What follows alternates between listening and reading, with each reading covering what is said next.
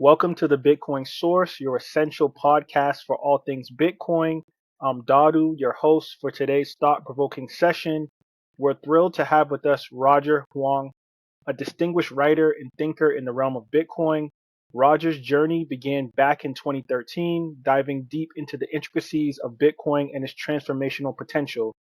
With contributions to esteemed publications like TechCrunch, Forbes, and VentureBeat, Roger has provided insightful commentary on the digital currency landscape, especially in its fascinating intersection with Chinese history and politics. So without further ado, let's welcome Roger to the Bitcoin Source. Hey, thanks, and honored to be here.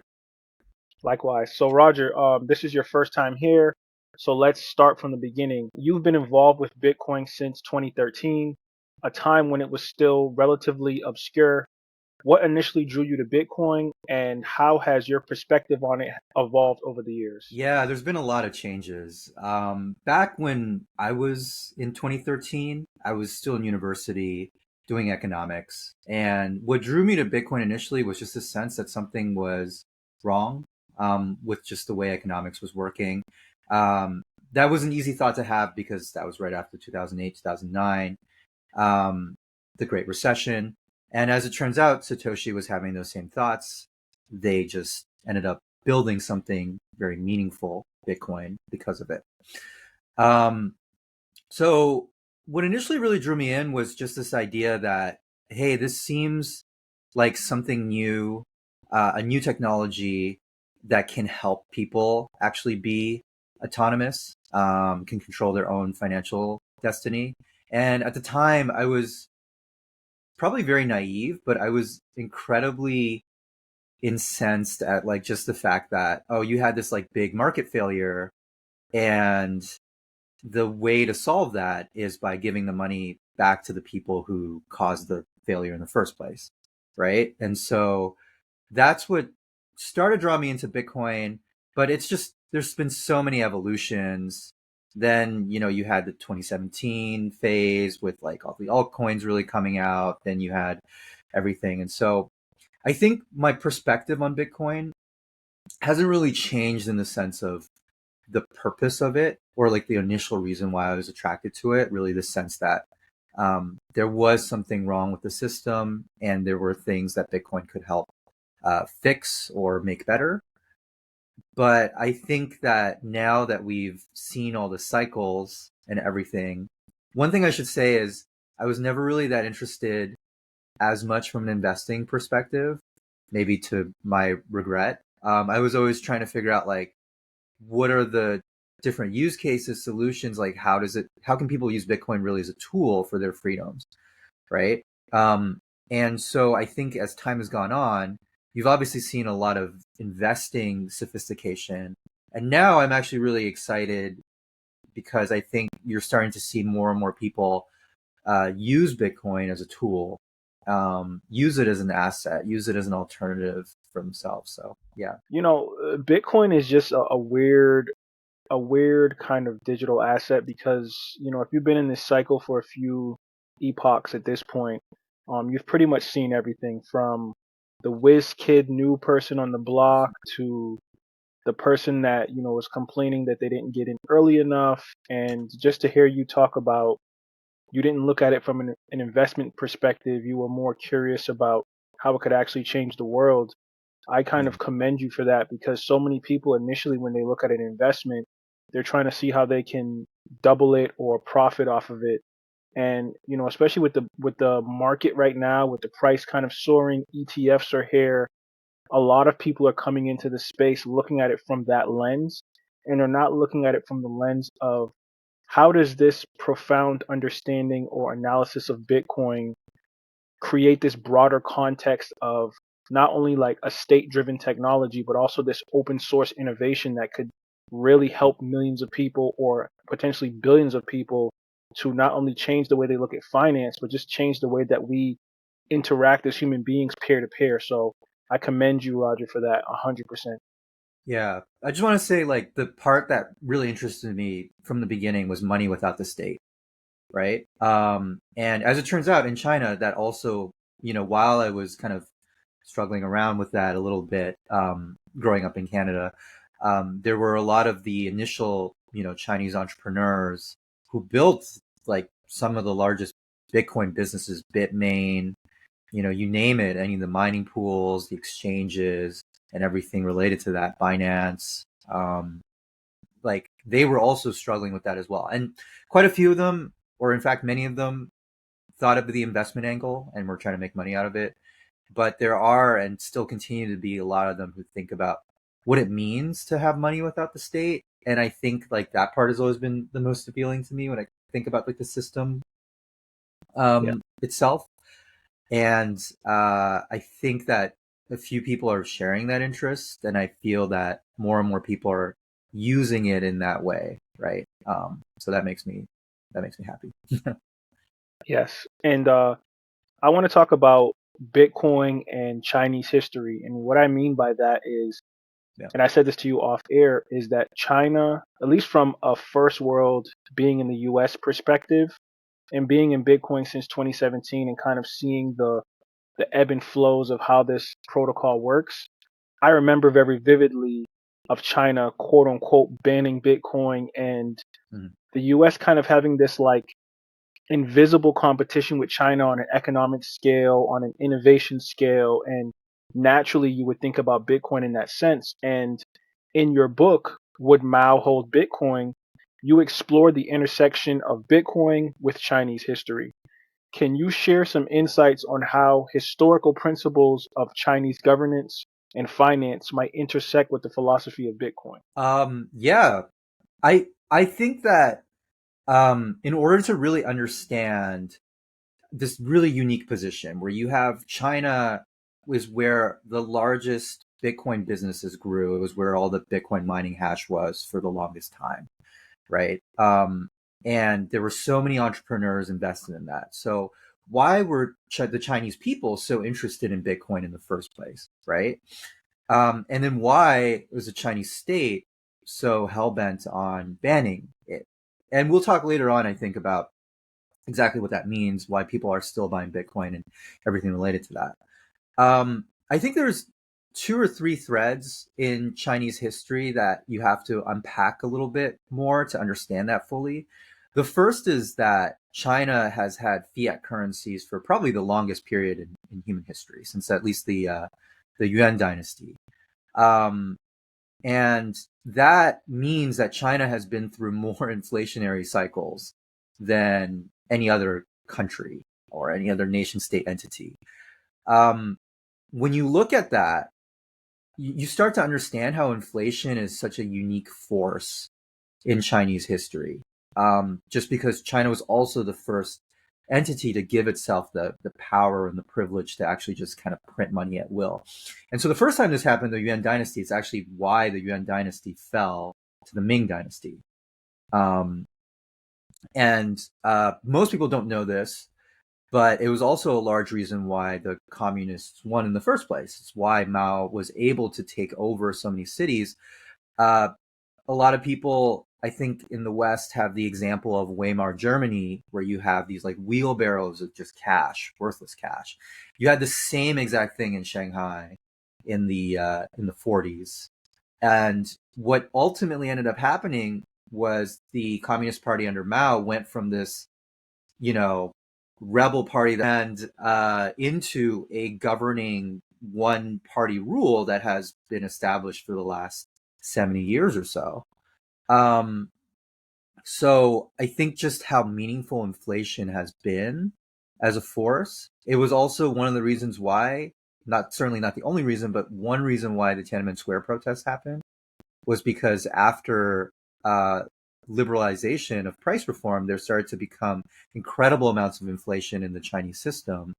And so the Tiananmen Square protests, part of the reason why they started was because of inflation. So you can see how, the Chinese state has been through so many different cycles of like empires and dynasties and like powerful kind of state figures falling by the wayside because of inflation, right? And so when you have something like Bitcoin that comes in and says like, hey, this is like a hedge against government fiat and money being printed, I think that's like particularly resonant if you understand the history of, China and the Chinese people, and the struggle with inflation and giving government authorities the ability to print money. That's just like a long cycle that's played out in many different ways. And in China, it's played out significantly.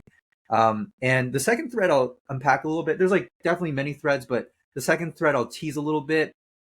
It kind of gets to the theme of the book, actually. Would Mao hold Bitcoin? So we just talked about how the Communist Party went from a revolutionary party to a party of like stability and harmony, right? So you could make the argument that at various points, Mao would be holding Bitcoin or Mao would be against Bitcoin. His party is certainly against Bitcoin now. One other interesting thing to think about is that the party has not only just shifted from a party of stability, shifted from a party of revolution to a party of stability, but also shifted from Maoist kind of class-based socialist communes and dictates to a state capitalist system under Deng Xiaoping. And so a lot of Chinese history in the 1980s is very relevant to this question of like, well, how can you get to the point where the Chinese people can afford so much Bitcoin and they're so interested in it? Because we saw in the 80s, it was a total paradigm shift from, if you were the son or the daughter of a landlord or a landlady, you might have been persecuted, you might have been threatened, or you might actually have gone through struggle sessions or anything, like your class lineage. And then you went to the 80s when Deng Xiaoping suddenly said, hey, it's glorious to be rich. And so you have this sea change in this mentality that has taken China, from the 1980s to now being the second largest economy in the world, right? So all these kind of historical principles are things. I'll leave off with like kind of like a teaser note, which is I think that, in the line of we've always been talking about kind of the state versus the powers that the state can get. And in the Chinese tradition, that usually gets expressed in terms of legalism versus Confucianism.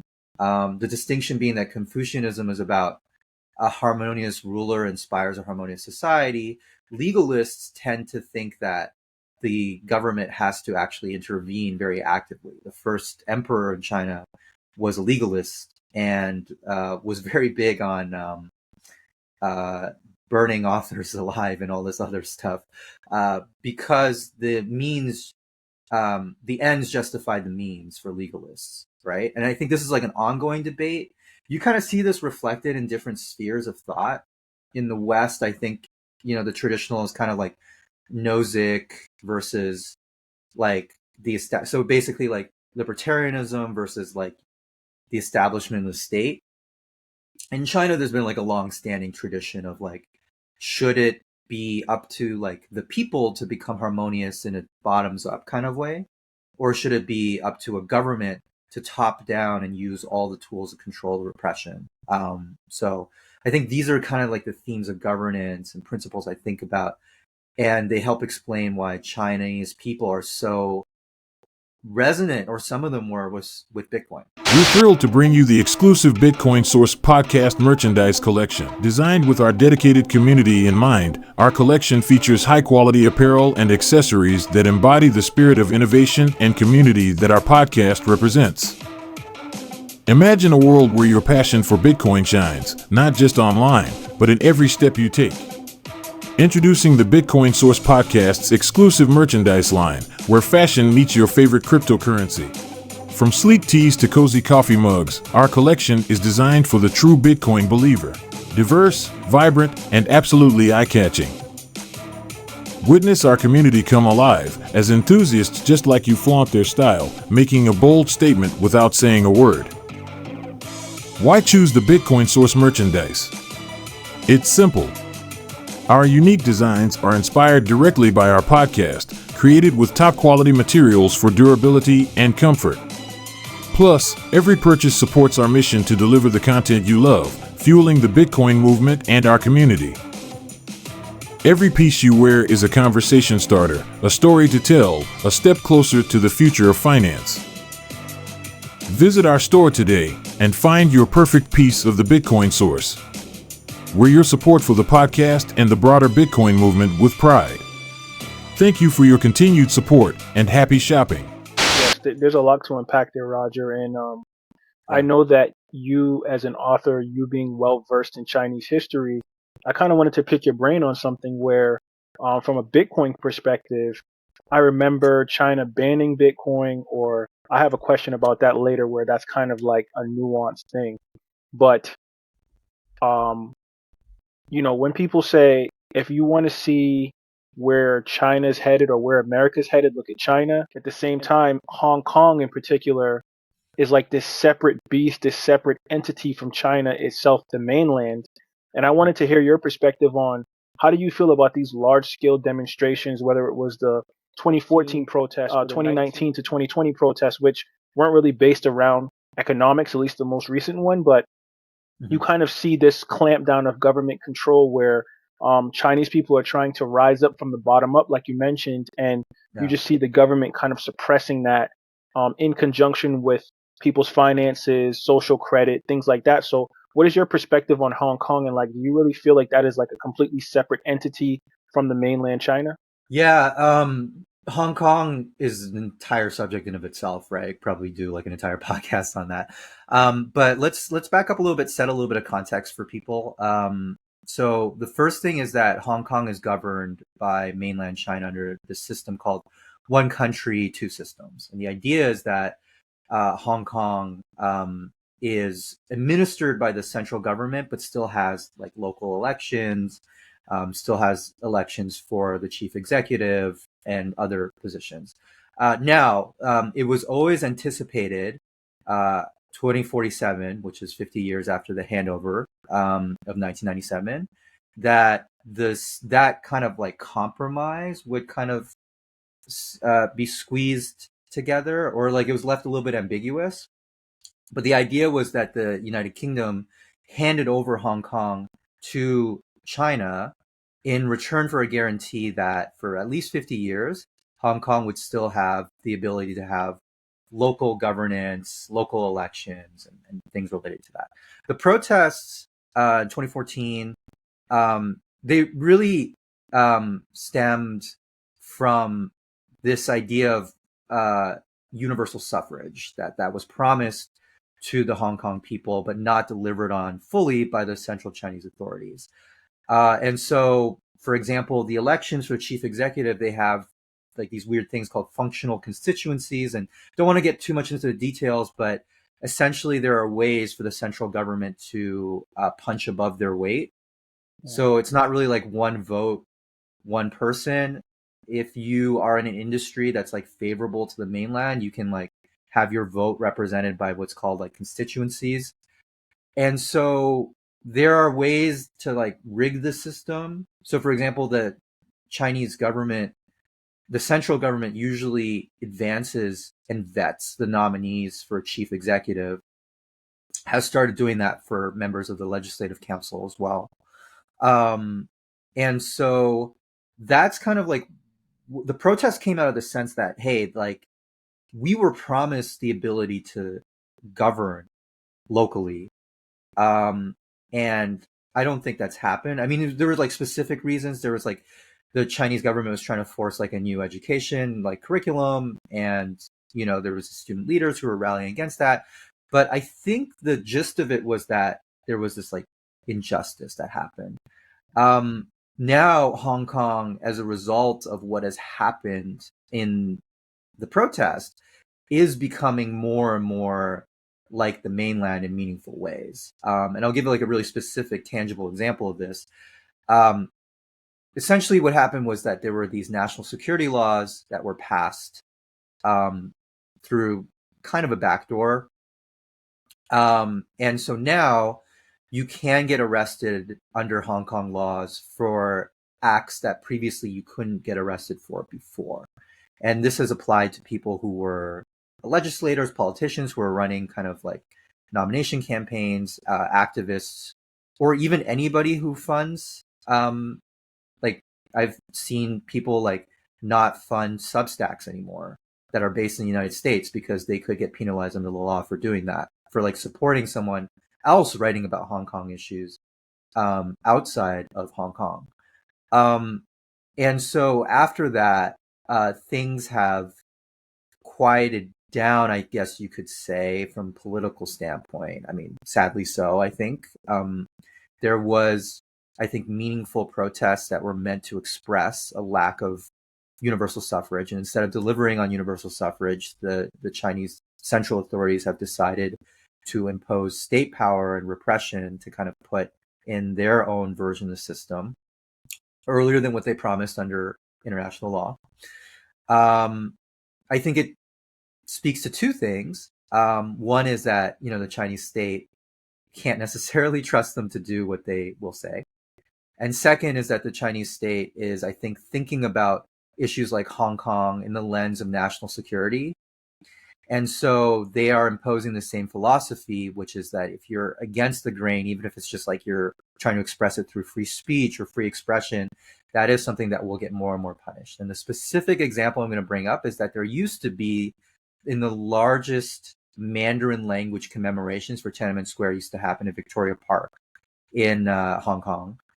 Those are no longer officially sanctioned. I don't think they ever were like officially sanctioned, but now there have been penalties against, for example, the organizers of those events and rallies. And so they have become much smaller as a result. This is an example of how I think Hong Kong is becoming more like the mainland.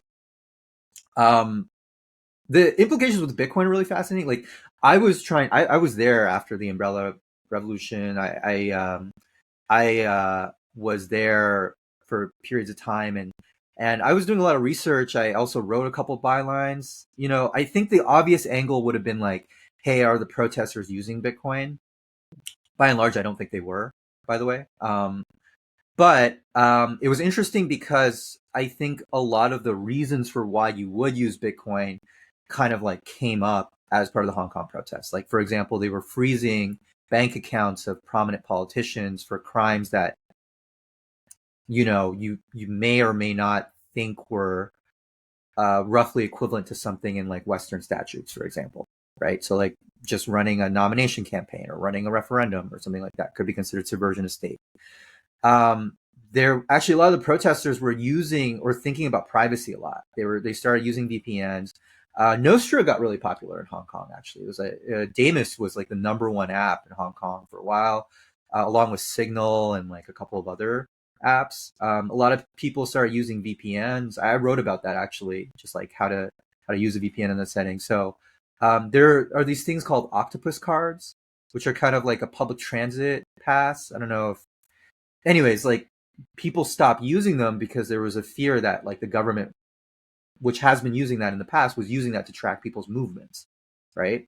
So there was this like pro-privacy, like as well as this like understanding of like how much like financial autonomy mattered. I know some people like who were part of the Hong Kong Bitcoin Association, for example, they were running ads like "Be Your Own Bank," right, on different like buses and stuff. So I thought it was interesting. I think the message like resonates to a certain extent. I think that like people want to buy Bitcoin, and I think Hong Kong's actually really interesting because they're trying to kind of regulate the cash shops. There's like a lot of like physical cash shops that used to trade like Bitcoin for cash non-KYC. Now their big thing is like they want to compete with the United States in order to get like ETF inflows. They're trying to like build a product where, unlike the spot ETFs, you can actually like withdraw in kind in Bitcoin. But I mean, all these products are going to be KYC'd and they're going to be licensed, right? Like Hong Kong also came out with like this crypto like kind of licensure regime as well. So I find that really interesting too, because I think like people are willing to buy Bitcoin, and I think like some of that is a reflection of like this like political tension that we're seeing, but there's not a lot of like directly explicit, there's not like a easy like A to B, like, hey, the protesters are using Bitcoin to hedge themselves, right? By and large, I didn't find that.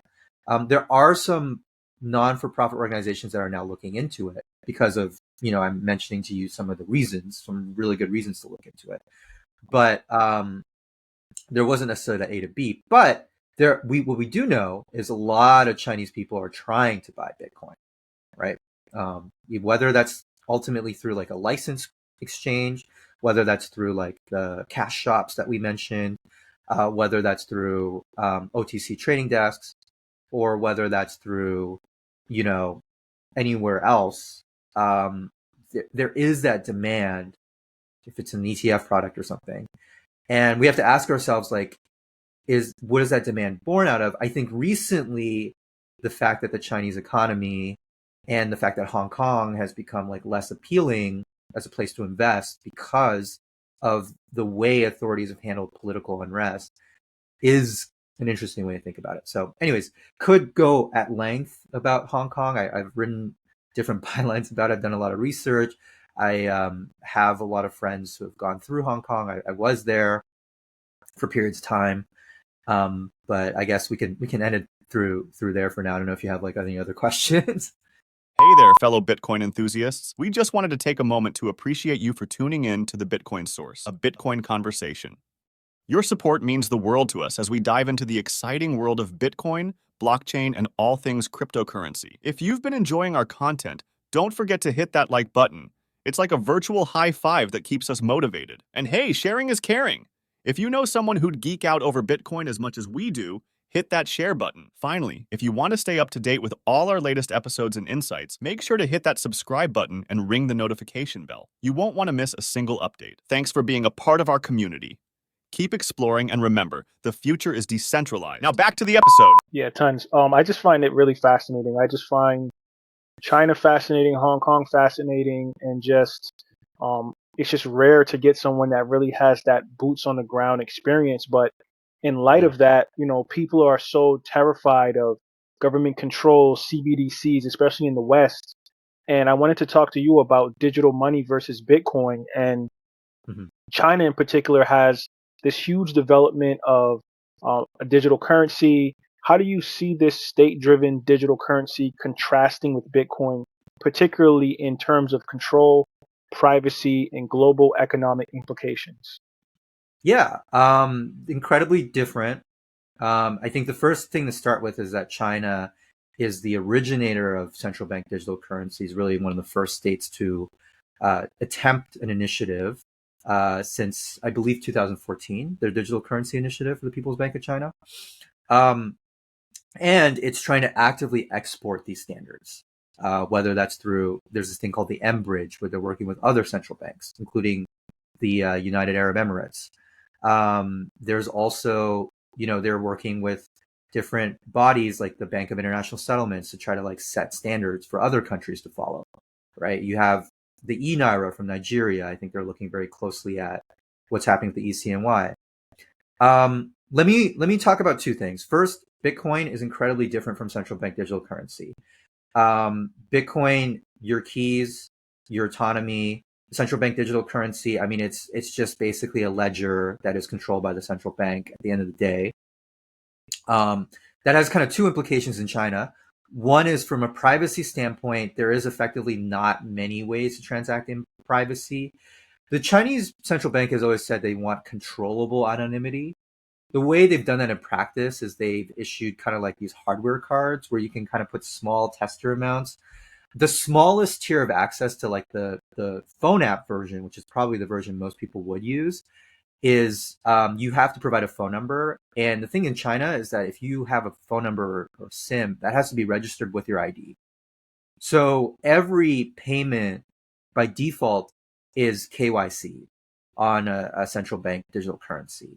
That's not the case in Bitcoin. Now, of course, there are a lot of KYC Bitcoin entities, but you don't necessarily have to do that, right?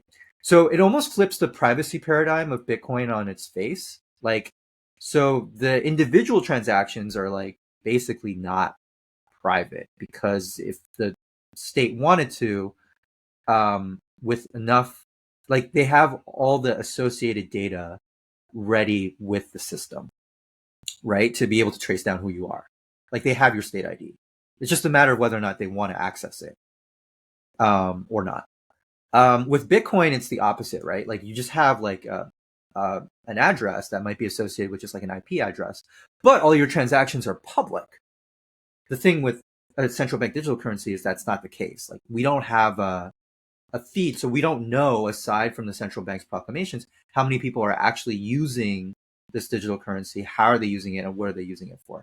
And that feeds into the second implication of why they're incredibly different, I think, beyond what we mentioned with the control and the, because the control element is just, for example, the central bank can decide to issue you a negative interest rate. The central bank can decide to issue free coupons. I mean, they've been handing it out for free, basically, right? But they can also decide to take it away from you as well, eventually. But I think another important point that needs to be made here is that Bitcoin is built open source and has an ecosystem and game incentives that's tested worldwide, right? With the Chinese central bank and the system they're building, they need to use closed source vendors that they trust, and developers that they trust. And so that's like kind of like a whole different ecosystem. And so it's a whole different approach to even just like cybersecurity, how to think about it and things like that. Lest we forget, the Shanghai police leaked probably the largest data set known to mankind of like 1 billion people's data. So it is something that's like kind of interesting to think about too, from a open source versus closed source perspective. And then, I think that the two are incredibly different, Bitcoin and the digital yuan. And I think that you're going to see the digital yuan and central bank digital currencies kind of spread around the world more and more. My hope is that countries and individuals and institutions, organizations use Bitcoin instead.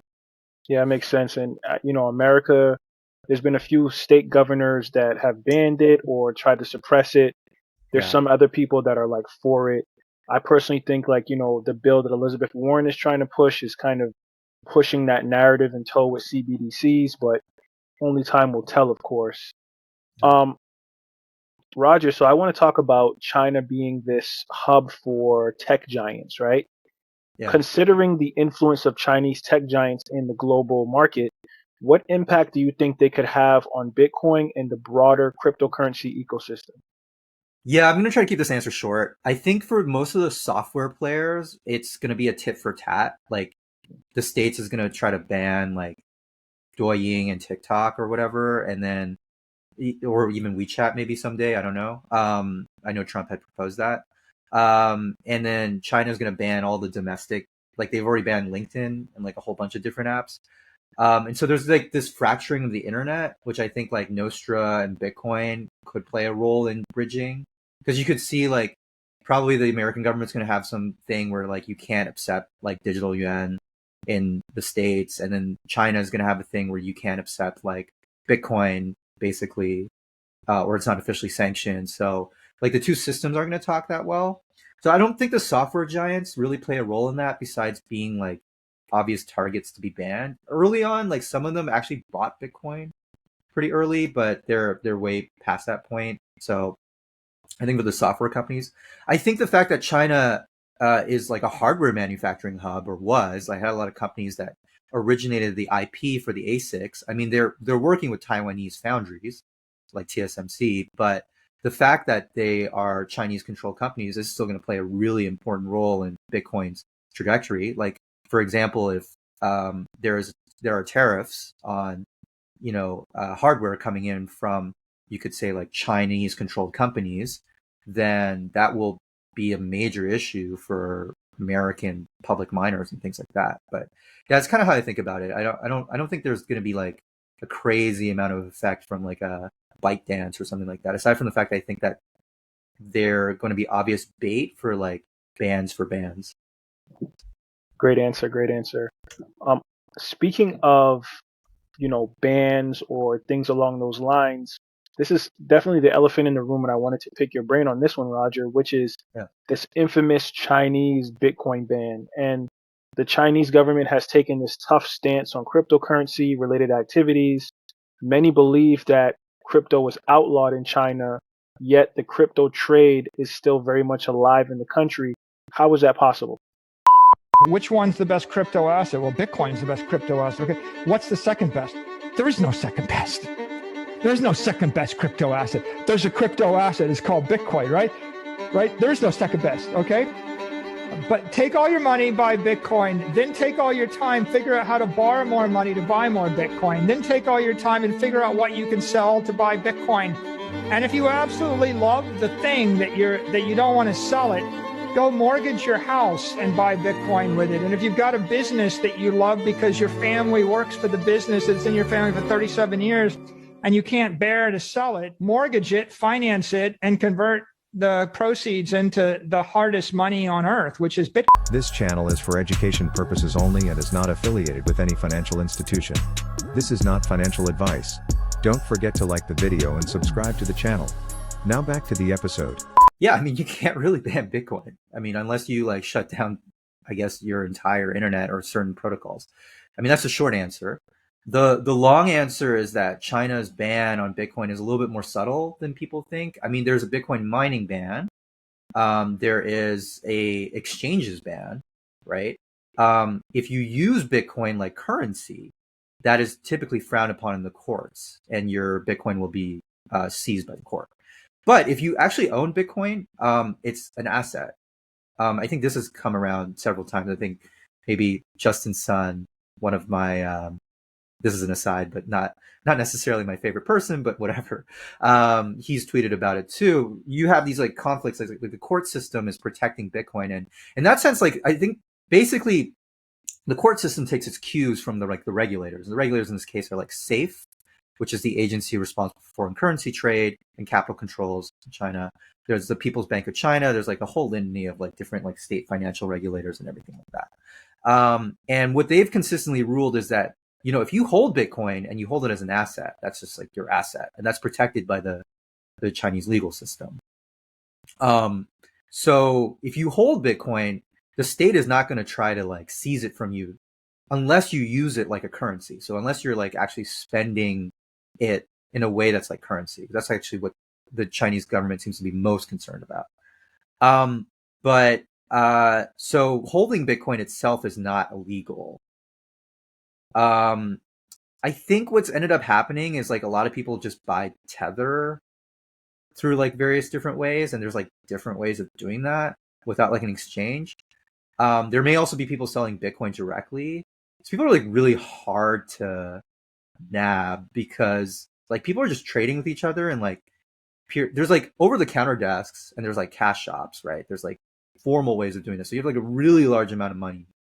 You can do like an OTC desk. So I think like Chinese high net worth individuals are doing more of that. But I mean, like there's a Wall Street Journal report, and there's like been some research I've done too. Like people are just trading in like laundromats and like different places. There's like physical hubs. You can't really like stop that. I do know one thing, which is the Chinese state has gone so far as to like, I know like one instance of someone just like DMing someone about Bitcoin, and they banned that person from WeChat. So I think they're like looking out for stuff like that. The Chinese police did imprison like one person for selling Tether, I think for like 7 years or something. So it's, the ban is there. Like there are people suffering the consequences. But if you think about it, like, you know, this is more like the agencies like SAFE or like the People's Bank of China is trying to tell like local police, like, hey, like you've got someone in your, you know what I'm saying? Like the local police is like way not equipped, by the way, to handle that. They're not going to be like, oh, where are the like Bitcoin traders? And like, how do I, you know, they're not, I don't know. Like, I don't think they're at the degree of like trying to like enforce it. Now, having said that, that could change. I don't know. It could be like a super primal priority. You might see that change, right? But I don't think they're going so far as to like root out every person.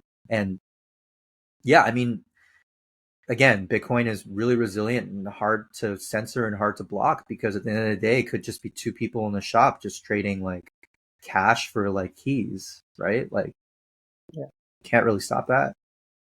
Yeah, thank you for that clarification, because so many people, it's like a mystery, right? People just heard about the China ban, they seen the hash rate kind of navigate west, go into the Texas areas with the Bitcoin miners, and yeah, it was all she wrote from there. So thank you for clarifying that, Roger, because I think my audience would find that very insightful.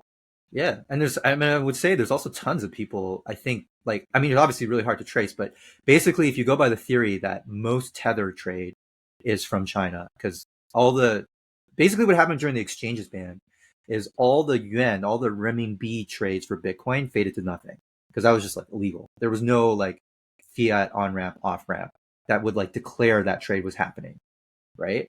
But what Yep. you saw was instead there was all this Tether trade for Bitcoin and for other assets. And so I think based off of that, and just if you all ever see like I don't know, like there's a whole separate topic we do about BRC20 and all this other stuff.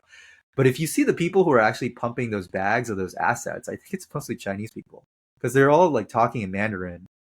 Dovey Wan actually had like an interesting point where she was saying that like she thought like almost like 80 or 90% of all activity on like BRC20 or like ordinals and stuff probably came from China. So it's like an interesting thing to think about. I have my own opinions about ordinals, but definitely just trying to say that like Chinese people are still buying Bitcoin or Bitcoin related things, and they still very much are a force. Yes. In your book, you talk about the social credit system. We also talked about Nostr briefly, and I want to unpack that a little bit more. Yeah. How will the tension between state-driven tech initiatives like China's blockchain projects and social credit systems versus these open source decentralized platforms like Bitcoin and Nostr, how will those shape the future landscape of technology and personal freedoms, in your opinion, for the Chinese people? Yeah, it's really complicated. I think the first thing I'd start with, and I actually didn't get to this point with the ECNY point, but not that many people are using the ECNY, by the way, because that's like, I think, a top-down technology that the state is trying to impose versus taking a bottoms-up approach, right? So I think that what you're going to start seeing in terms of that intersect is like the collide between the two. There are fairly active Nostr communities. Damus was like the #1 app before it got banned in mainland China. And then it shifted to Hong Kong and it was like the #1 app for a while. And there are actually quite significant communities in Mandarin on Nostra. You can go on like Primal or whatever relay or a client you want and like type in even just like the Mandarin keywords for Bitcoin, which is B2B, and you'll find like lots of engaging conversation. I think that, I don't want to spend too much time unraveling this, but I think in general that you're going to see this conflict between state-driven mandates that will focus more and more on control and data for the state. And I would class social credit as part of that. I would just dive into the book for a more nuanced discussion on that. I don't think I have enough time on this podcast to go into it. But there's going to be these control technologies that are going to be forced. And then you're going to have like bottoms up technologies that people are going to gravitate to because they want to avoid that.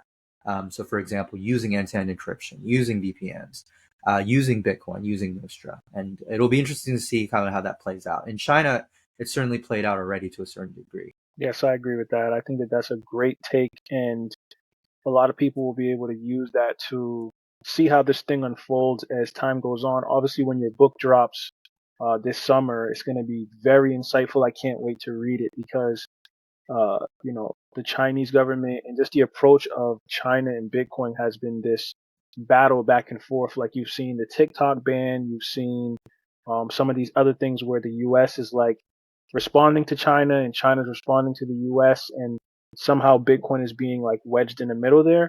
So thank you, Roger. I always love hearing these kind of like deep concepts about China and Bitcoin in conjunction. Yeah. What are like the next frontiers in Bitcoin research for you? So, considering your extensive research and writing on Bitcoin, what do you think are the next frontiers in Bitcoin research, particularly in relation to the socio political dynamics that we're seeing now? Yeah, I mean, I think not to sound too somber about it, but I have this thesis that the world is going to become a little bit more unstable. And so there's this German philosopher called Carl Schmitt, which actually has been referenced a lot in the vein of China, because the Chinese academics, not too sure about state authorities, but academics certainly seem to really love Carl Schmitt's philosophy. One thing he describes is kind of this idea of a sovereign who can, in situations of emergency, basically suspend all constraints and just act unilaterally, right? And so I think China is trying to position that by making Xi Jinping the core leader, by consolidating all power under him. And I think the reason for why this is going to be the case is we're entering this like long cycle where you're going to see more geopolitical instability. So for example, you're already seeing that with Russia, what's happening in the Middle East. I think the whole Taiwan dynamic also is going to play out however it plays out. I think that in short summary, and it pains me to say this, but I think that Bitcoin as a tool is going to become a lot more relevant for people. I think a lot of people now who are revolving around Bitcoin are thinking about it from the price discovery, from a financial standpoint. And that makes sense. Like, don't get me wrong. That's like a totally valid reason to get into Bitcoin, understand it. I'm not trying to, dissuade that. It's a very important mechanism and a reason to get Bitcoin and to get people involved. But a lot of my research, I think, is focusing and thinking through how does Bitcoin kind of interface with these more unstable situations, like a world that becomes more, I think there's going to be more wars. I think there's going to be more conflict. I think people are going to have to get used to like really porting over from country to country, and like these bridges don't really talk that well to each other. You don't realize that until you're forced to leave. So I do think we're entering more into that kind of phase of the world. And so a lot of like Bitcoin as how do you actually use it in a way where it's like you have a key and that's all you have and you're running around and that's what you need to port maybe your savings or your life savings from one system to another, and seeing like real use cases of that. You're starting to, I think, see that with like different countries implementing. So they're digitizing their currencies, and we're starting to see more what states are trying to do with that level of control. I think the recent thing has been Iran has been trying to go after women who have violated the hijab law, for example, right? And so I think you're going to see with social credit, for example, there are like these blacklists where you're not allowed to travel if there's been like a default court judgment against you, which can be kind of dystopian in a way. And there's also the surveillance apparatus that's happened in Xinjiang and everything there. So you're going to see like more and more situations where I think Bitcoin as a tool is going to make more and more sense. And it's just like researching and picking out those specific stories. So that's one area. I think another area is just like, obviously the world's going through an energy transition. So I do think economics is somewhat downstream from energy. So just trying to understand, how Bitcoin interplays with that. And we live in an energy scarce world now. What does it look like with, Bitcoin with flared gas? How does that work with like renewables and things like that? So that's been an interesting kind of research angle. And then I think the last thing I would say is just, I think I've been thinking a lot about how Bitcoin can be not just like a tool for people's autonomy and things like that, but almost like a signal, like a community in of itself. Like Bitcoin is an asset, but also just kind of like a social political movement in of itself almost. And so trying to see where that goes is going to be really interesting, because if you think about the Bitcoin community writ large, it's kind of like a whole new movement of people who may not have anything to do with each other in other contexts, right? But for example, even I'm just looking at like what Bitcoin conferences I could be going to and places, and they're all over the world, and you're talking to like all kinds of different people. So I almost feel like Bitcoin as like a social political movement is going to be interesting as well. So yeah, I guess like to summarize, repression versus freedom, that angle, like energy, how Bitcoin will play into that. Also, the last thing, in terms of Bitcoin as a social political movement itself, I have like one bonus thing that I've been thinking about a little bit too, which is the interplay between like Bitcoin, machine learning, and AI. I think there's going to be some interesting things around that. I think like cryptographic primitives are going to ultimately be the only way that you can authenticate whether or not someone is a human or not. I think the world is slowly going to like get to that. Like people are like freaking out about like, oh, you can make deep fakes, you can make this and that. They're going to get to the point where we all are now in the Bitcoin community a little bit, or at least if you're using it as a tool.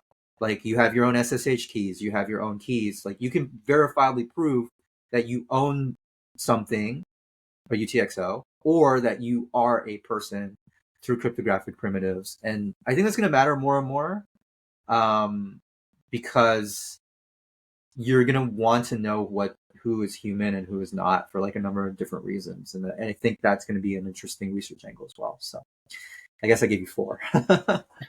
Yeah, that's an awesome take, and it's definitely something to think about. And without pontificating, what would you give to people as far as advice, like Bitcoin enthusiasts? So, for those deeply interested in the intersections of Bitcoin technology and these social political landscapes that we're dealing with, what advice would you give on the areas to explore or some critical questions that people may want to ask? Yeah, I mean, I think this is a great question. I'd have loved to have thought through this question when I first got into Bitcoin. I feel like I didn't really find my bearings until I started really thinking about this. If I were to approach that again, and if I were to give some advice, again, not trying to pontificate, try to be a little bit light with this, what I would say is like go into the community and ask questions about everything until it makes sense to you. That's like a general piece of advice. There are some areas, I mean, give or take. I mean, it depends on kind of like your flavor. Bitcoin is interesting because it combines a lot of topics all at once. You have the technical side, you have the geopolitics side, you have the economic side, you have a lot of different elements, the sociology side, etc. There typically are mostly groups focused on the financial side. What I would encourage people who want to study Bitcoin, like, and give a little bit more versatility to it, is to find like those different communities and books and online communities or resources. One that I found in particular really helpful, just shouting them out from Vancouver, is the Big Devs community. At least when it comes to having like an understanding of the mechanics of it and just like the technical merits. There's usually also, I don't know how much people in the audience are aware, if they're in Bitcoin long enough, there's like every city kind of has its own Telegram group or its own, community group, like, because there's always like someone who's organizing meetups. And if there isn't that group, then maybe someone should start one. And so I would actually kind of approach it that way. I think there's also a lot of value in reading books, but I'm biased because I'm trying to release one. But I also think that there's a lot of value in like being out in the community. I find, at least for me, that's been how I found like more interesting angles or research angles. I think books are a great way to like frame yourself and like understand the context of things. And then I think going out to the community and asking questions is important. And the questions I would ask, I mean, I would start by just asking like, why do people use Bitcoin? Like, what is Bitcoin useful for? Right. And I think like if you ask questions that lens, it actually like becomes really easy to understand like the fluff and the substance. So if you go around and ask like, what is Chainlink used for? Right. Or what is Ripple used for? Like, what do people actually need like this or that for? You start getting to like the base truths really quickly, I think. And then from like the use cases, I mean, depends on like kind of what branch you want to follow. There are like many, but the one thing I would encourage is like in whatever question that you ask, like start from like a, like what is this good for almost, and then like tackle it from like the basic building blocks. One thing Bitcoin does have a tendency to do, or at least the Bitcoin community, I think, is I think we all try to simplify, and the best leaders are the ones who are simplifying things for other people, right? But having said that, there is a tendency to settle into technical jargon. I've especially noticed this with, for whatever reason, like at least anecdotally for the investment communities I'm a part of, kind of there tends to be like a little bit more of fuzziness. And like, for example, I think because like white papers are kind of sold by like altcoins and stuff, and they put in all these like fancy words, and you're just like, what's actually going on there? I would just like question it all the way down. Like, don't stop even at like the very basic. Like, do we even understand what money is? Right? Because if you actually sit down and like question these primitives, like all the way through, you unlock a whole different vein. Like even just starting with like, what is energy? What is money? What is code? What is Bitcoin? You know, like going all the way down. And then at each point, kind of asking like what utility it has, but also like what is the philosophy or the governing principle behind it, and what is the next kind of tree behind that, right? So like from what is Bitcoin, what is the Lightning Network, why is that useful versus Bitcoin, and then what are the Lightning Network's kind of like principles, how does it work? I think you can kind of go from there, but it's kind of you choose your own adventure. Bitcoin has enough different branches. You could in theory be, and there's nothing wrong by the way with like someone who's just like, I'm just interested in a financial asset, let me just come in and learn as much as I can. There's like 10 million people probably who understand trading patterns better than I do. I probably don't understand them at all. But I think like once you're in whatever path you choose, just like keep on questioning through. That would be like the one piece of advice I give. That was some awesome advice, Roger. I really appreciate it. And, I think that people will learn a lot from this episode. You are a very smart, intelligent, insightful gentleman. And I think that for those out there that are looking and are curious about learning how people source their knowledge of Bitcoin, your answer was just a synopsis of my podcast as a whole. So thank you, Roger, for sharing your invaluable insights and experiences with us today. It's been enlightening to hear about your journey in the Bitcoin space. Please go out and grab his book, Would Mao Hold Bitcoin? The Past, Present, and Future of Bitcoin in Techno-Nationalist China. Yeah. If you go to ChinaBitcoinBook.com, by the way, if we have a link to that, you can get like a discount on the pre-author price. Just mention that as well. Yes, 100%. And to our audience, if you found this conversation as fascinating as we did, please don't forget to like this video, subscribe to the Bitcoin Source, a Bitcoin Conversation. Hitting the notification bell ensures you won't miss any of our future talks with leading minds in the Bitcoin ecosystem, such as Roger. Thank you for joining us, and we look forward to having you back for our next conversation. Until then, keep exploring the vast potential of Bitcoin and stay informed with the Bitcoin Source. Thank you, Roger. Thanks a lot for having me on. I really, really appreciate it. It was an honor to be on here. Likewise.